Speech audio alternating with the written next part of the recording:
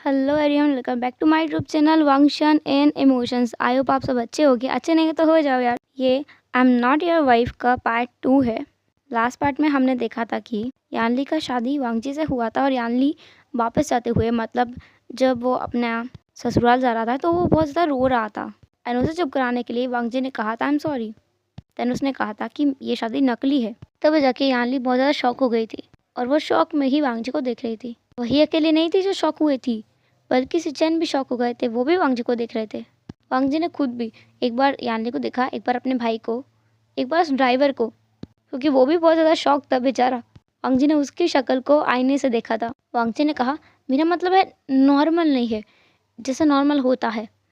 उसे बोलने में बहुत ज़्यादा परेशानी हो रही थी और सिचेन ये चीज़ समझता है क्योंकि उसका भाई ज़्यादा बातें नहीं करता। तो उसके भाई ने कमान लेते हुए कहा तुम्हारा मतलब है कि तुम नॉर्मल मैरिज नहीं गई है ना।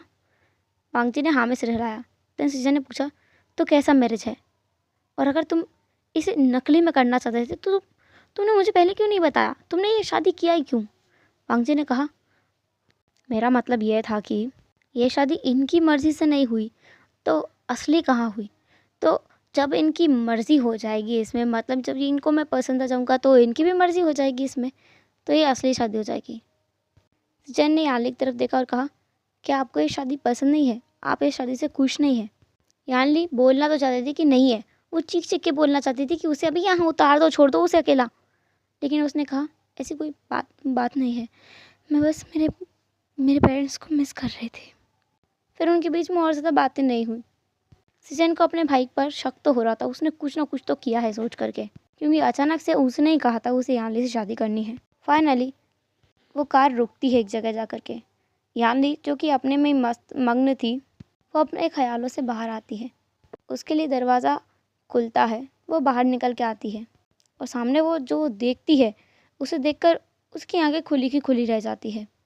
हाँ, उसने खुद भी ऐसा ही घर लेने के बारे में सोचा था, सपना देखा था, पर जब रियलिटी में, भले वांगजी के ज़रिए ही सही, लेकिन जब वो ऐसे घर में आ रही है उसे बहुत बहुत अच्छा लग रहा था। ये एक बहुत बड़ा मेंशन था, 3 मंजिला मेंशन, दिखने में बहुत सुंदर, पूरा सफ़ेद रंग का मेंशन था, जिसके खिड़की से लेकर, गेट से लेकर, तोरंग से लेकर हर एक चीज़ पर एम्ब्रॉयडरी हो रखी थी। कुछ ना कुछ बना रखा था। यानली की आंखें तो खुली खुली थी, उसका मुंह भी खुला हुआ था। उसके मुंह से बस एक शब्द निकला, वाओ, इट्स इट्स अमेजिंग। उसकी तो आवाज़ भी नहीं निकल रही थी, वो इतनी ज़्यादा सरप्राइज जो हो गई थी। सिचेन ने स्माइल करते हुए उसके पास आया। उसने कहा मिस जियांग, आप अंदर नहीं जाएंगी। यानली जो कि उस घर की ब्यूटी में ही खो गई थी, वो अभी भी अपने ख्यालों में ही मग्न थी। तब वांगजी वहाँ आया। उसने कहा क्या आप अंदर अंदर जाना चाहेंगी। वांगजी ने यानली से पूछा। यानली ने वांगजी की तरफ देखा और कहा हाँ हाँ हाँ हाँ हाँ हाँ हाँ चलते हैं चलते हैं। वो बहुत ज़्यादा सरप्राइज थी। वांगजी और सिचेन आगे चल रहे थे, वो पीछे चल रही थी। एक तो उसकी भारी भरकम ड्रेस, वो संभालने में उसे बहुत परेशानी हो रही थी, फिर भी वो चलती हुई आ रही थी। वो ऊपर तो देख रही थी पर नीचे नहीं देख रही थी, इसलिए उसने देखा ही नहीं कि सीढ़ियाँ भी चढ़नी थी और वो वहीं से गिर गई। वो चिल्लाई भी, आउच। एंड तब उसको सिचेन ने और वांगजी ने देखा। वो दोनों भागकर वहाँ आए। वांगजी ने और सिचेन ने दोनों ने अपना एक एक हाथ यानली को दिया। उसने उन दोनों का हाथ पकड़ा और खड़ी हुई, लेकिन वो सही से खड़ी नहीं हो पाई, वो दोबारा गिरने वाली थी। वांगजी ने उसे पकड़ लिया। वांगजी ने उसके वेस्ट को पकड़ लिया था, जिससे वो एक दूसरे के बहुत करीब आ गए थे। यानली का सर वांगजी के शोल्डर पर रखा हुआ था। यानली का ध्यान इस पर नहीं था क्योंकि उसे पैर में दर्द हो रहा था। सिचेन नीचे झुका, वो यानली के पैर को हाथ लगाने वाला था। यानली ने कहा नहीं, और सिचेन ने कहा आप मेरी सिस्टर जैसी हैं, तो चिंता मत कीजिए, मैं ये कर सकता हूँ। उसने यानली के जो सैंडल थे उनको खोल दिया और वहीं डाल दिया। उन हाई हील्स की वजह से ही यानली को ज़्यादा चोट आ गई थी। सिचेन ने उसके पैर को देखा और वांगजी से कहा इनको मोच आ गई है। वांगजी ने फिर कुछ नहीं सुना, उसने यानली को कैरी कर लिया ब्राइडल स्टाइल में। यानली ने भी अपने हाथों को वांगजी का नेक में डाल दिया था। ये उसके लिए बहुत ज़्यादा फ्रस्ट्रेटिंग था, लेकिन अभी उसे अपने पैर की चिंता थी। वांगजी अंदर आया। हॉल में ला करके उसने यानली को सोफे पर बिठा दिया और वो वहाँ से चला गया बिना कुछ कहे। यानली को लगा कि वो फर्स्ट एड बॉक्स लेने गया होगा, पर 5 मिनट होने के बाद भी जब वांगजी नहीं आया तो यानली वहाँ से खड़े होने लगी। तभी एक आवाज़ आई, अरे आप उठिए मत ही। वो आवाज़ लांसचन की थी, जो कि बाहर से अंदर आ रहे थे। और ये क्या, उनके साथ में एक डॉक्टर भी था। यानली वहीं सोफे पर बैठ गई। उस डॉक्टर ने यानली को चेक किया और कहा, ये बस छोटी सी मोच है। उसने यानली के पैर को थोड़ा इधर उधर मोड़ा। देन उससे कहा, आप थोड़ा चल के देखिए। यानली ने चला तो अब उसके पैर में दर्द नहीं था। देन सिचन ने उस डॉक्टर को बाहर का रास्ता दिखाया और वो खुद यानली से ये कहते हुए चला गया कि वो एक दाइमा को बुला देगा यानली का सामान और यानली को अपने कमरे तक पहुंचाने के लिए। यानली वहीं सोफे पर बैठी थी और अपने आसपास देख रही थी। यहाँ कितना एक्सपेंसिव सामान रखा हुआ था। फ्लावर पॉट भी एकदम देखने से ही लग रहा था कि ये बहुत ज़्यादा महंगा होगा। वहाँ पर अलग अलग पेंटिंग्स भी लगी हुई थी जो कि बला की खूबसूरत थी। यानली वहाँ से खड़ी हुई और वो इधर उधर देखने लगी। हॉल में एक जगह पर एक मिरर भी लगा हुआ था, काफ़ी बड़ा मिरर लगा हुआ था। यानली ने वहाँ खुद को जाकर देखा और वो अपने मन में ही हंसने लगी कि वांगजी की पसंद सच में बहुत घटिया है। उसने कैसे उसे पसंद कर लिया, क्योंकि यानली स्पेक्टिकल्स लगाती है और वो अपने आप को देख पा रही थी कि इतनी डार्क स्किन, उसके हाथ पैर नेक मुंह कान चीक सब ब्लैक थे। उसका पूरा रंग ही ब्लैक था और उस ब्लैक रंग में उसका चेहरा अलग चमक रहा था क्योंकि उस पर वाइट मेकअप किया हुआ था, जिससे वो सच में बहुत अगली लग रही थी। जो ड्रेस उसे पहनाई गई थी वो भी उस पर बिल्कुल सूट नहीं कर रही थी। जो बड़े बड़े इयररिंग्स पहनाए थे वो कहीं अलग ही बात कह रहे थे। इसलिए यानली अपने मन में ही हंस रही थी कि यार वांगची की पसंद कैसी है। तभी उसे किसी की आवाज़ आई, मिसेस लान। यानली ने पीछे मुड़ के देखा तो वहाँ एक दाइमा थी जो कि दिखने में काफ़ी ज़्यादा ओल्ड लग रही थी। यानली उनके पास गई और कहा, जी आपने मुझे बुलाया। उस लेडी ने कहा, जी आप बिल्कुल मिसेस लैन की तरह दिखती हैं। यानली थोड़ा कंफ्यूज हो गई, मिसेस लैन। देन उसे याद आया कि हाँ, उसने लान फैमिली के बारे में सुना था कि जो उसका हस्बैंड है वांगजी, उसकी मदर दिखने में बहुत अगली हुआ करती थी और इसीलिए ही उनको सब लोग हेट किया करते थे। उस दाइमा ने कहा, चलिए मैं आपको आपका कमरा दिखा देती हूँ। यानली उनके पीछे जाने लगी। दाइमा ने उन्हें एक मास्टर बेडरूम दिखाया जो कि बहुत ज़्यादा आलीशान था दिखने में। यानली ने देखा कि उसका सामान ऑलरेडी उस कमरे के अंदर है। दाइमा ने कहा, आप जाइए मैं और शावर ले लीजिए, मैं आपके लिए कुछ खाने के लिए लाती हूँ। यानली ने कहा, आप ऊपर मत आइएगा, मैं नीचे आ जाऊँगी खाने के लिए। उसे सेकंड फ्लोर पर कमरा दिया गया था। वो अपने कमरे के अंदर गई। अंदर जाने के बाद उसने दरवाज़ा बंद कर लिया। तो उसे कुछ याद आया, उसने तुरंत दरवाज़ा खोला और बाहर देखा। दाइमा नीचे जा रही थी। उसने कहा, ग्रैंडमा। वो बूढ़ी लेडी रुक गई, पीछे मुड़ी। उसकी आंखों में आंसू थे। यानली को कुछ समझ नहीं आया। यानली ने कहा, आप रो क्यों रही हैं? उस ग्रैनी ने कहा, मुझे किसी ने इतनी रिस्पेक्ट नहीं दी आज तक, कर शुक्रिया। यानली ने कहा, अरे इसकी कोई बात नहीं है, वो मुझे ये पूछना था कि ये कमरा मेरा है ना? दाइमा ने मुस्कुराया और कहा, जी। आप सोच रही हैं कि आपके हस्बैंड आपके साथ रहेंगे, तो ऐसा नहीं है, उनका कमरा अलग है। मुझे नहीं पता उन्होंने ऐसा क्यों कहा, लेकिन आपको अलग कमरा देने के लिए उन्होंने ही कहा था। मास्टर सिचन ने तो आपको उनके कमरे में सामान रखने के लिए कहा था। यानली ने बस नोट किया। देन वो दाई वहाँ से चली गई। यानली अपने कमरे में आई। उसने दरवाज़ा बंद किया, एक राहत की सांस ली। देन उसने खुद से कहा, चलो मैं बची हूँ उस इडियट से। देन वो पूरे रूम को देखने लगी। फिर उसने खुद से ही कहा, चलो यहाँ अपना डेरा जमाते हैं। ऐसा कहते हुए उसने खुद से ही मुस्कुराया। अपना बैग खोला, उसमें से बहुत सारा सामान निकाला। एक बैग में तो उसके कपड़े थे, नॉर्मली जो वो पहनती थी वहाँ पर वही कपड़े थे। वो लान फैमिली में से कुछ भी नहीं पहनेगी, उसने पहले ही डिसाइड कर लिया है। देन उसके पास एक और बैग था, बस वो 2 बैग ही लेकर आई थी। दूसरे बैग जब उसने खोला, उस बैग में ढेरों ब्लैक क्रीम्स थी। ऐसा लग रहा था कि जानबूझकर यानली इसको लेके आई ताकि वो अपनी स्किन को ब्लैक दिखा सके। यानली ने खुद से कहा, ये और एक अलग मुसीबत है। उसने वहाँ से 4-5 क्रीम को उठाया। देन उस बैग को दोबारा से अच्छे से बंद कर दिया, लॉक किया और अपने बेड के नीचे रख दिया। उसने सिंपली अपने कपड़े उठाए, शर्ट, एक red shirt and again black trousers. वो बहुत सिंपल से कपड़े थे। देन यानली ने उस बैग को भी बंद किया और उस बैग को भी अपने बेड के नीचे रख दिया। देन यानली ने अपने उस भारी भरकम गाउन को अपनी बॉडी से नीचे गिरा दिया। अपने उन भारी भरकम गहनों को अपने बॉडी से अलग किया। उन बालों को खोला जिसमें कई सारे पिन्स लगे हुए थे। फिर उसने अपने उन्हीं नॉर्मल क्लॉथ को लिया, उन क्रीम को लिया और वो चली गई बाथरूम की तरफ। अब रूम उसे मिला है तो वो सारी चीज़ें जांच करेगी। उसने रूम भी ढूंढ निकाला था। उसे शावर का यूज़ करना आता है, सब चीज़ों को साइड रखकर उसने शावर ऑन किया एंड जैसे जैसे पानी उसके ऊपर गिर रहा था बहुत सारा ब्लैक रंग उसके ऊपर से उतर रहा था। देखते ही देखते एक ब्यूटीफुल गर्ल सामने खड़ी थी। कोई अगर यानली को ऐसे देख ले तो वो पहचान ही नहीं पाएगा कि ये सच में यानली है। उसने अच्छे से अपनी बॉडी को क्लीन किया, नहाया, तन खुद ही मिरर के सामने जाकर बोलने लगी, अब समझ आया वो वांगजी क्यों इसके पीछे पड़ा है। कि लेकिन उसे तो पता ही नहीं है कि ये इतनी सुंदर दिखती है। सच में मैं कितनी सुंदर हूँ। वो खुद की तारीफ़ों के पुल बांध रही थी। तन उसने खुद से कहा, अब अपना पुराना वाला रूप लेने का समय आ गया है। बाहर भी तो जाना है, भूख भी लगी है। अपनी बॉडी को क्लीन करने के बाद उसने उन क्रीम को उठाया और उसे अपने फेस पर, शोल्डर्स पर, हाथों पर, पैरों पर, जगह जगह जहाँ से उसकी बॉडी रिवील हो सकती है वहाँ वहाँ लगा लिया। तन अपने टी शर्ट उठाए, अपने ट्राउज़र उठाए और पूरी तरीके से बाहर जाने के लिए रेडी होने के बाद वो निकल गई अपने रूम से। बाहर जब वो नीचे आती है उसने देखा कि वहाँ सर्वेंट्स बहुत हड़बड़ी में है। वहाँ दाई माँ भी हैं जो कि बहुत हड़बड़ी में काम कर रही हैं। यानली उसके पास गई। दाई माँ ने कहा, आप आ गई, बैठ जाइए, आपको मैं खाना दे देती हूँ, उसके बाद हमें बहुत काम करना है। यानली ने पूछा कि क्या हुआ है। तो दाई माँ ने कहा, आपको मास्टर ने नहीं बताया। यानली ने कन्फ्यूज होकर उस दाई माँ की तरफ देखा। इस दाई माँ का नाम है शुमा। शुमा ने कहा, मास्टर के पेरेंट्स आ रहे हैं। यानली बहुत ज़्यादा डर गई थी क्योंकि यहाँ तक उसने लेंस के बारे में सुना है।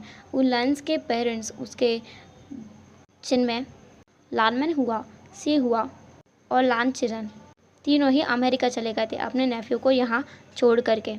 अचानक से वो लोग यहाँ आ रहे हैं ये सुनकर यानली को बहुत घबराहट हो रही थी।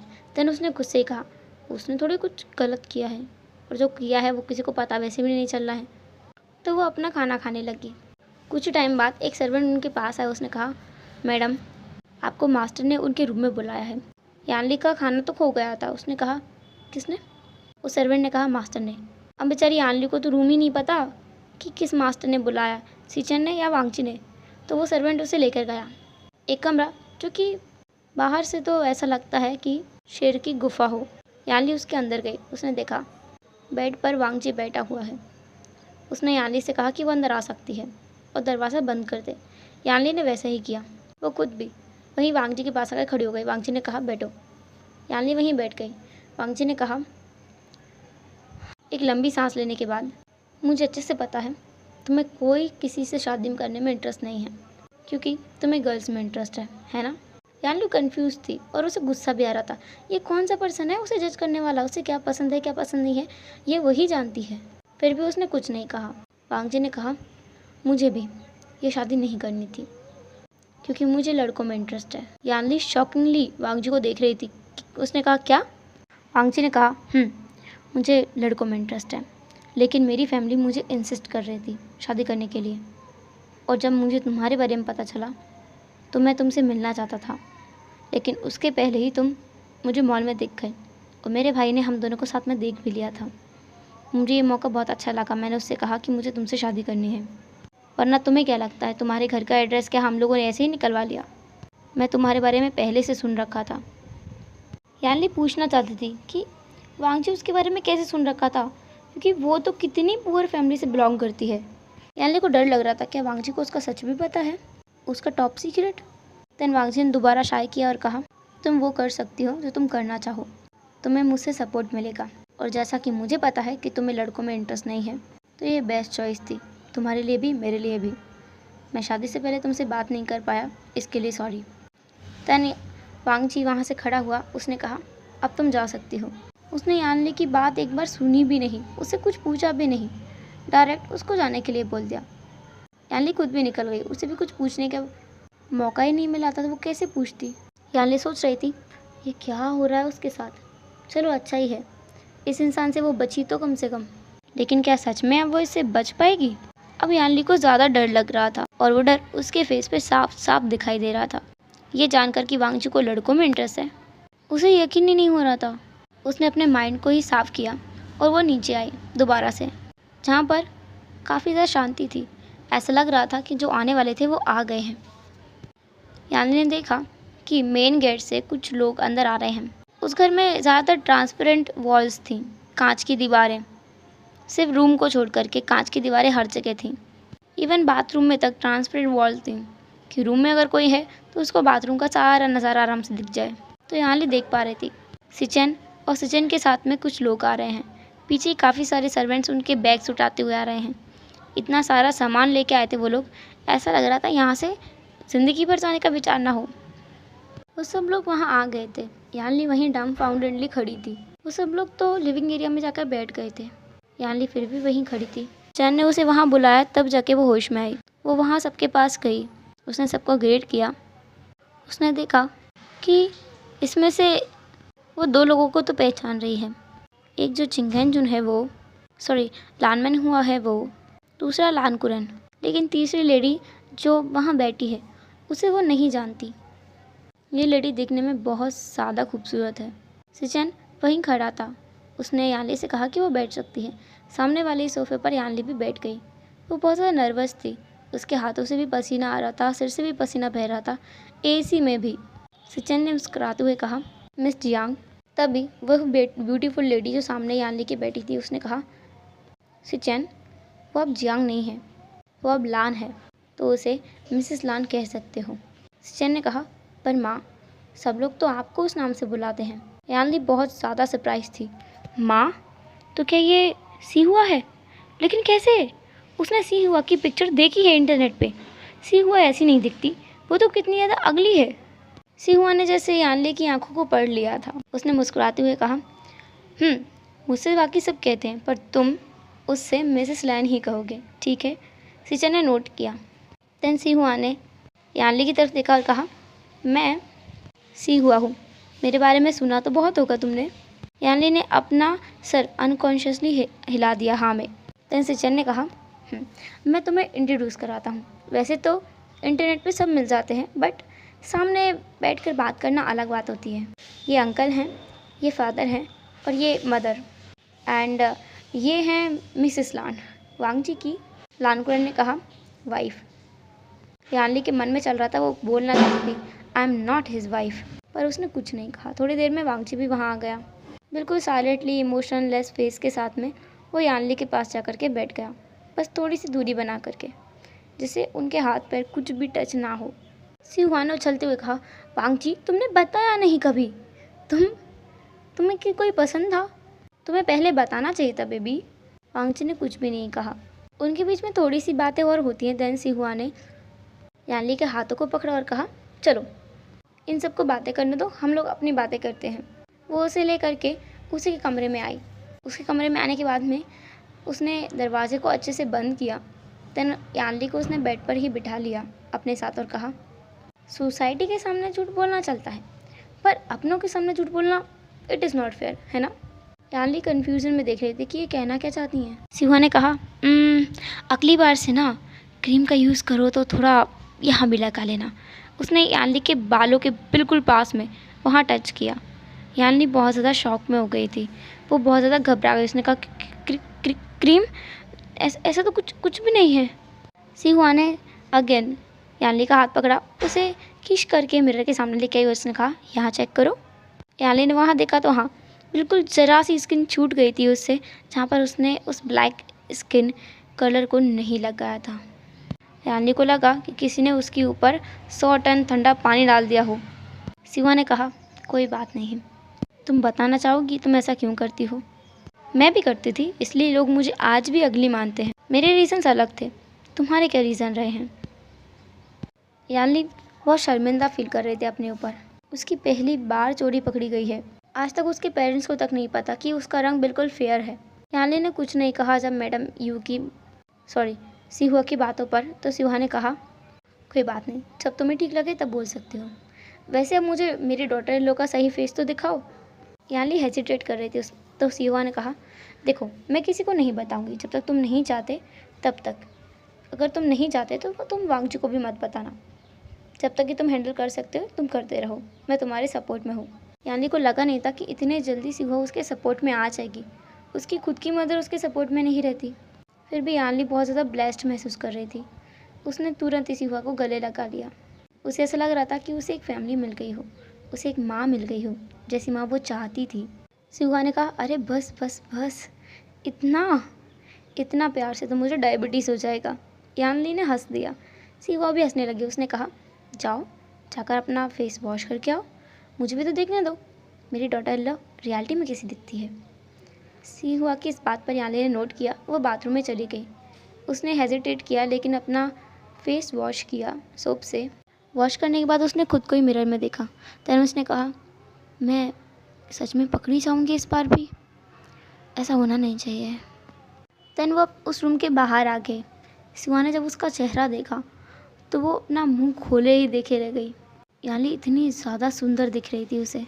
सिहुआ ने कहा, ओह माय गॉड, तुम तो बहुत सुंदर हो, मुझसे भी ज़्यादा सुंदर हो, बिल्कुल परियों की तरह। इस चेहरे को उस काले रंग से क्यों ढक के रखती हो, कितना सुंदर। और ये मोल तुम्हारे होठों के नीचे कितना सुंदर है। अपनी इतनी तारीफ सुनकर यानली के फेस पर एक स्माइल आ गई। सिहुआ ने कहा, ओह गॉड, अगर ये स्माइल मेरे वांगची को पता चला तो वो तुम्हारी स्माइल देख के ही मर जाएगा। यार तुम कितनी सुंदर हो, तुम्हारी स्माइल, तुम्हारे फीचर्स फेस के कितने अच्छे हैं, तुम्हारी जॉ लाइन, सब कुछ बहुत अच्छा है। सिहुआ उसके चेहरे के तारीफ़ों के पुल बांधे जा रही थी, स्पेशली उसके मोल के, जो उसके लिप्स के बिल्कुल नीचे था, साइड में। सिहुआ की आंखें वहीं टिकी हुई थी उस मोल की, तो वो कितनी सारी तारीफ़ें की कर चुकी थी अब तक।